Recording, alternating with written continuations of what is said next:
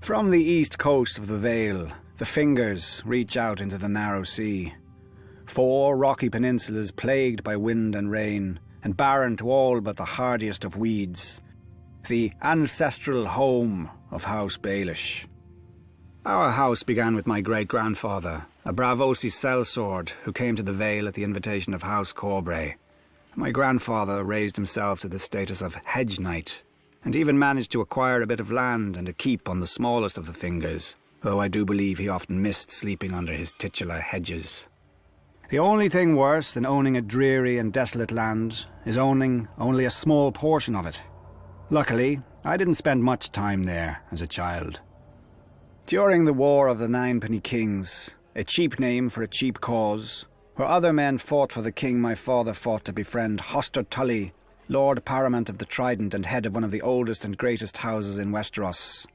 Thanks to my father's heroic efforts, Lord Hoster agreed to foster me at Riverrun with his own children.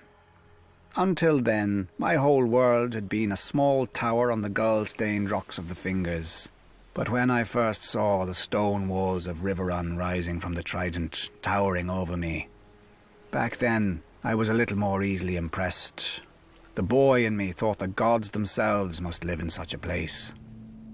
I soon learned otherwise. Lord Tully's son, Edmure, was quick to ensure I would never forget myself in their house. He nicknamed me Littlefinger, after my size and homeland, and the name was just cruel enough to stick. His sisters, Lysa and Catelyn, made me a pawn in their kissing game, traded back and forth between them for practice. Needless to say, I enjoyed spending time with them more than Edmure. As we grew older, the game began to change, as all games do.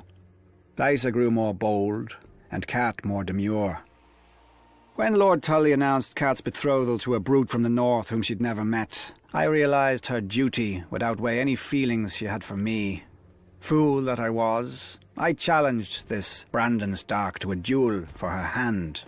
He was a warrior, I was a boy. If Cat had not intervened, he would have killed me and laughed over my corpse. For my insolence, Lord Tully banished me from Riverrun. No matter. I had learned everything I needed by then. I would fight my battles not with swords, but with wits, where few men could match me. Even then, House Baelish might have died out on the rocks of the Fingers. I was again a poor lord, with no allies and no prospects, except, if I were lucky, the daughter of a middling merchant. Then opportunity arose. The Mad King executed that Brandon Stark and incited a rebellion.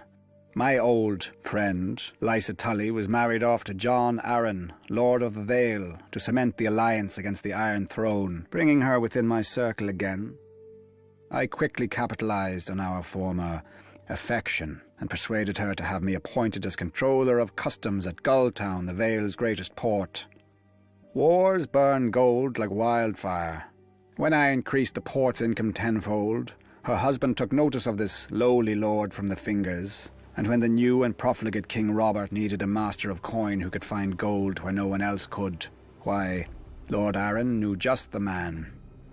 Once, House Baelish had no lands, no name, and no gold. Now we have quite a lot of each. What new rung will the next generation climb? Let us not be hasty. I'm not finished yet.